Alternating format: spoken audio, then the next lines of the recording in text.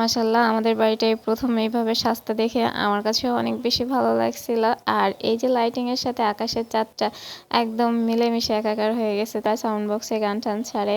আর এই যে যার জন্মদিন সে তো অলরেডি এসে বসেই গেছে তার জন্মদিনের জায়গাটাতে। আর এখন এই যে ইসমাম সে হাঁটাচলা করছে, তার একটাই পছন্দের গান অ্যাপাচি অ্যাপাচি, সেটা তাকে দিতেই হবে এই জন্য। আর এদিকে বড় ভাবি তার পিছনে খাবার নিয়েও ঘুরঘুর করছে।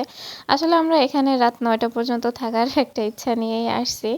আমরা যদি নিচেই চলে যাই তাহলে এত সুন্দর সাজগোজ কি হবে আমরা যদি একটু না দেখি বা একটু এনজয় না করি। তো এর ভিতরে বড় ভাবে কিন্তু চাও নিয়ে আসছিল আমাদের সবার জন্য।